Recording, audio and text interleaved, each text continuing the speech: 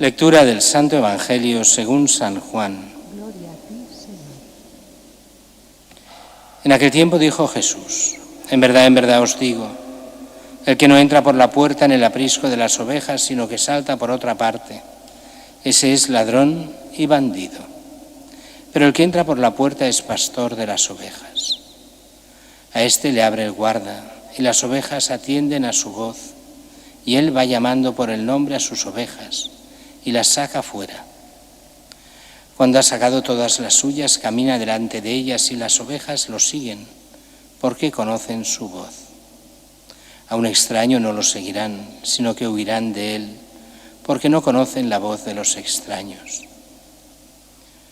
Jesús les puso esta comparación, pero ellos no entendieron de qué les hablaba.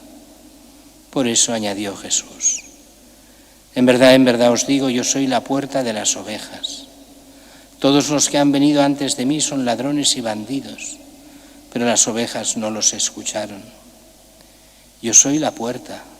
Quien entre por mí se salvará y podrá entrar y salir, y encontrará pastos.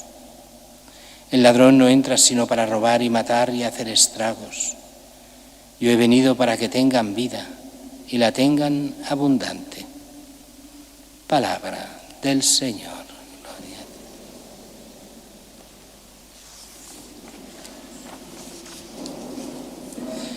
La primera lectura, como siempre, en todo este tiempo de Pascua, es Hechos de los Apóstoles.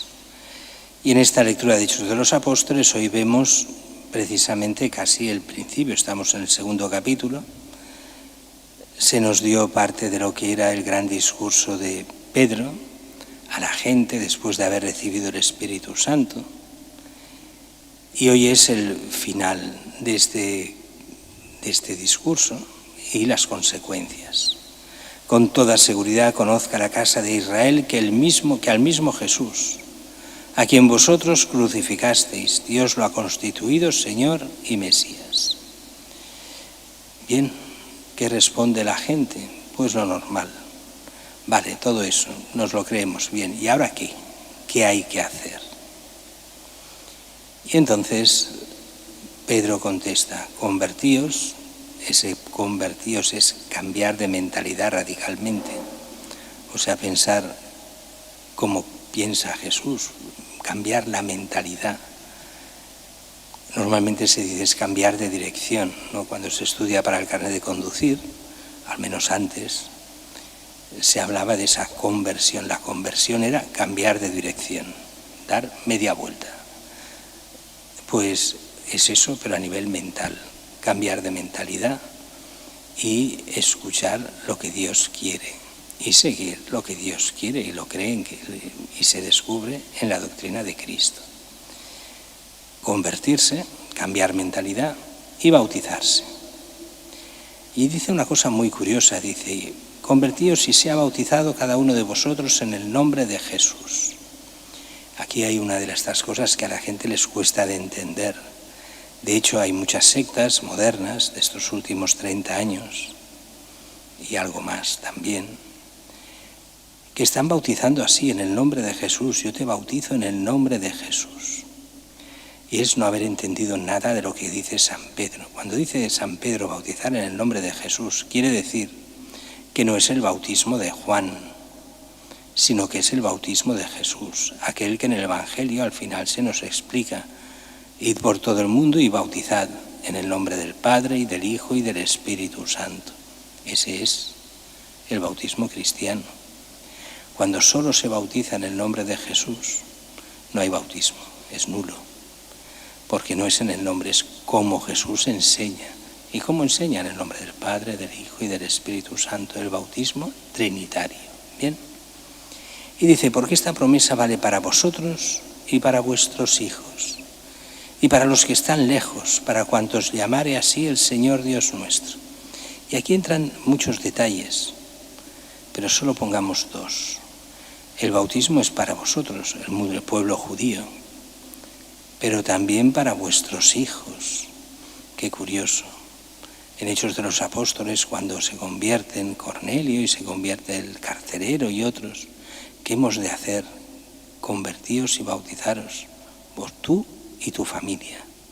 Y todos los de la familia se bautizan. Y los niños también, para vosotros y para vuestros hijos. Ahora la mentalidad de estas sectas modernas es que no hay que bautizar a los niños. Pues sí, los niños también. Los niños que son hijos de familias cristianas se bautizan. ¿Por qué?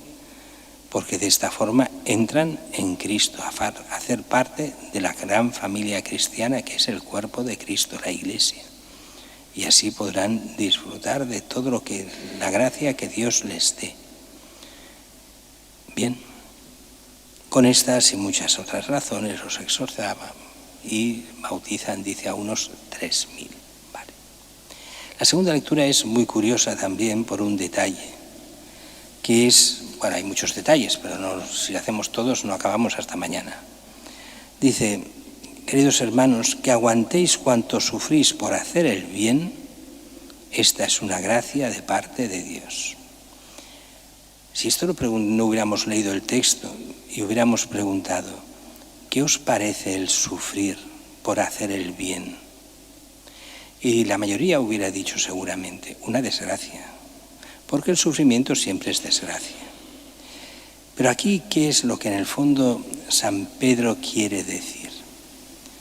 Pues quiere decir en el fondo lo mismo que explicará San Pablo, mejor dicho, ya había explicado San Pablo en alguna de sus cartas, cuando dice que nos falta, ¿qué falta del sacrificio de Cristo? Nosotros hemos de aportar lo que falta al sacrificio de Cristo y en este sentido ser corredentores. ¿En qué sentido? Pues lo que falta es nuestra conversión y muchas veces el sufrir por Cristo. El sufrir por hacer el bien no es cosa mala, sino es una gracia de Dios. Y esto les cuesta muchísimo a la gente entenderlo por una razón especial, porque estamos en el mundo de la New Age. Y en el mundo de la New Age, que nos están metiendo por todas partes, sin nombrarlo así, que es una mezcla de budismo y espiritualidad sin Dios, en esa mentalidad lo peor es el sufrimiento. Es lo que piensan los budistas. ¿El budismo qué es?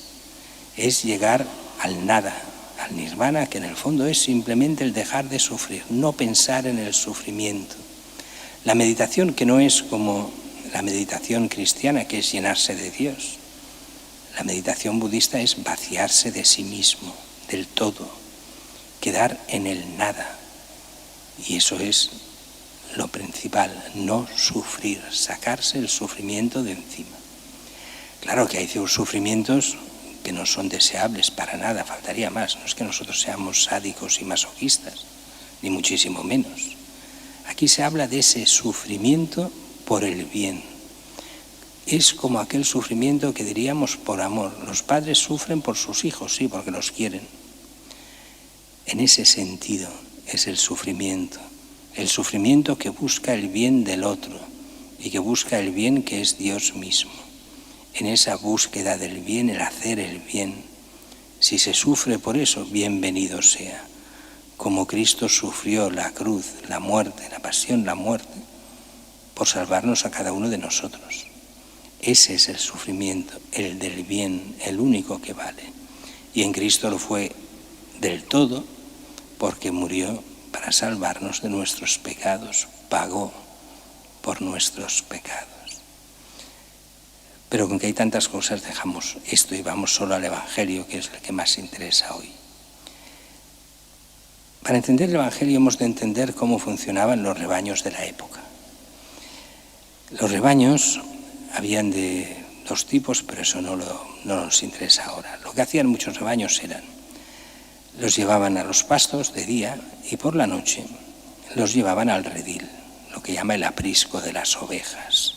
El que dice hoy, así lo pone el Evangelio, era el redil. Y allí había una puerta y había el vigilante. Y el vigilante vigilaba, ¿por qué? Pues porque habían ladrones y porque habían lobos. Así que se vigilaba de los ladrones y de los lobos. Y llegaba por la mañana Los pastores, que normalmente dormían cerca si era por transhumancia, o si dormían en el pueblo se iban a su casa, si es que eran de los que quedaban fijos allí. Y venían por la mañana, y a primera hora de la mañana, como hacen todavía hoy en algunos sitios, silban o dicen una palabra que sus ovejas entienden, y allí hay mezclados varios rebaños, pero a la voz del pastor los que son de su rebaño salen y los siguen. Cogiendo esta imagen, que era típica de los pastores de la época, se nos da este texto de hoy. En verdad os digo, el que no entra por la puerta en el aprisco de las ovejas, sino que salta por otra parte, es ladrón y bandido. En la puerta estaba el vigilante, y este es el que dejaba pasar o no a los pastores, si eran pastores o no eran pastores. Pero si el que entra por la puerta es pastor de las ovejas, o sea, si el otro es ladrón o bandido, pero si uno le dejan entrar es que es pastor. Bien, después nos explica bien el texto. ¿Quién es la puerta? Es Cristo. Y aquí entra, Cristo es el pastor de la Iglesia. Nosotros diríamos, bueno, pero nosotros decimos pastores al Papa, a los obispos, a los sacerdotes. Y decimos sí, pero no. En sentido estricto, el pastor de verdad es Cristo. En un cierto sentido lo somos los pastores, porque Cristo dice, como el Padre me ha enviado, así os envío yo. Pues bien, Cristo nos envía. Esto, si os acordáis, lo decía el mismo día de la resurrección por la tarde. Pues vale, nos envía a los sacerdotes, obispos, a lo que será el Papa, como pastores de la Iglesia. Pero hay una diferencia con Cristo. Cristo es el auténtico pastor, y los pastores solo pueden actuar en nombre de Cristo. Así que Él es la puerta, y los pastores solo pueden actuar, decimos, en su nombre y según Él. Y aquí viene el gran problema de los pastores. Y pongamos un ejemplo, porque salen Hechos de los Apóstoles también.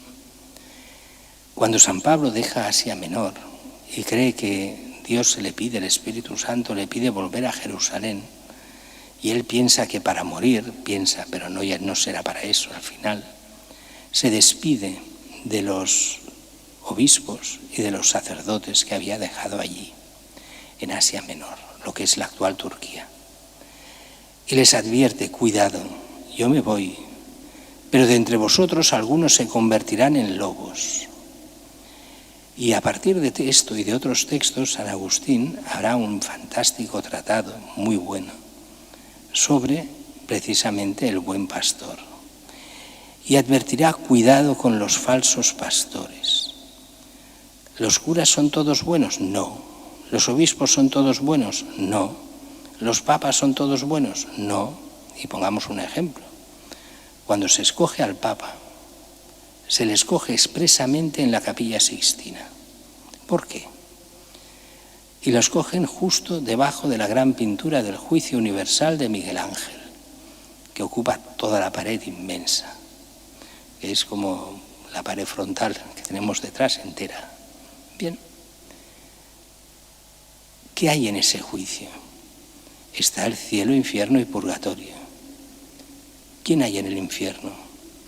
Varios papas y obispos y sacerdotes. ¿Y por qué están en el infierno puestos ahí expresamente?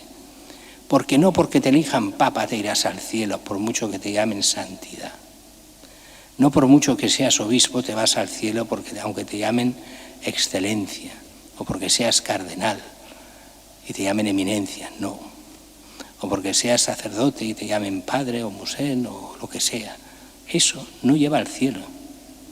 Lleva al cielo la fidelidad a Cristo. Así que por muchos cargos que tengas, o eres fiel a Cristo o no te salvas.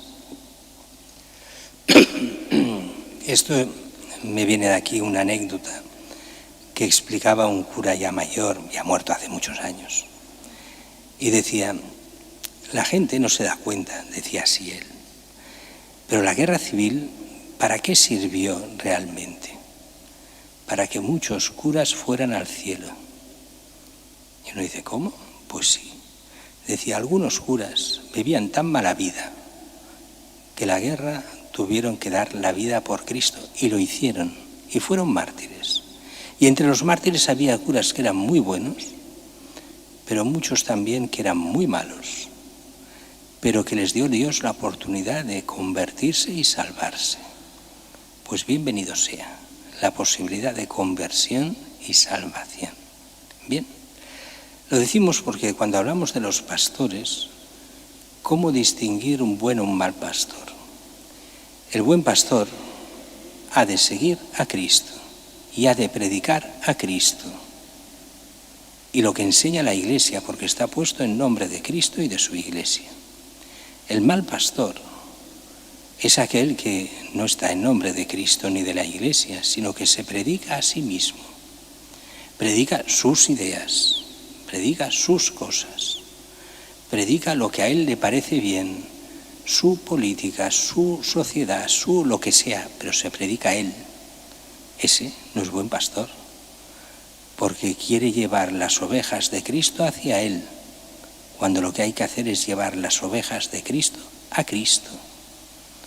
Por eso hoy es domingo del buen pastor, que el buen pastor es Cristo, y con Cristo todos aquellos que trabajen para el reino de Cristo. Bien, pero también nos hablaba que las ovejas conocen la voz de Cristo. Y aquí tendríamos que hacer nosotros un examen de conciencia, cada fiel, empezando por los curas. ¿Conocemos la voz de Cristo? Tenemos aquel sexto sentido que le llamaban, en el fondo, era el ser iglesia, por lo cual cuando no habla Cristo nos damos cuenta que eso no es de Cristo. Le llamaban el sentido de la fe, ese sentido de la fe que tiene aquel que vive en gracia de Dios y que vive bien ante Dios, se da cuenta. Cuando le hablan de la verdad y de Cristo, o le manipulan en otras cosas que no son de Cristo, pero que parecen muy buenas y aparentemente para el mundo son estupendas, pero no son de Cristo. El cristiano ha de aprender a conocer la voz de Cristo, la voz que encontramos en toda la tradición de la Iglesia, que encontramos en la Escritura, que encontramos en el bien y en la verdad que Cristo enseña ahí. Y el cristiano tendría que escuchar la voz de Cristo. Por eso leemos las Escrituras en todas las misas, por eso explicamos las lecturas, para conocer a Cristo, para seguir a Cristo, para amar a Cristo. Y Cristo es la puerta de la salvación, solo en Él nos salvamos. Y aquí hay ese gran error de mucha gente que piensa, no, los que son fieles a su religión se salvan. No, solo Cristo es el único Señor y Salvador. Bueno, pero aquellos que son de otras religiones, si son buenos musulmanes, buenos budistas, ¿se salvarán? No. Les salvará si son fieles a su conciencia, donde Dios habla. Si ellos, esto es Gaudium et Spes, lo explica muy bien ese documento de la Iglesia. Cuando una persona que no ha conocido a Cristo, pero quiere vivir una vida en su conciencia recta y busca la verdad y el bien y es recto en su proceder, allí en su conciencia Cristo le habla. Y si es fiel a su conciencia recta, se salva, porque es Cristo el que le salva. No le salva el ser musulmán, no le salva el ser budista, no le salva el ser de la New Age, no le salva el ser ateo. Lo único que le salva es Cristo, por medio de esa conciencia recta.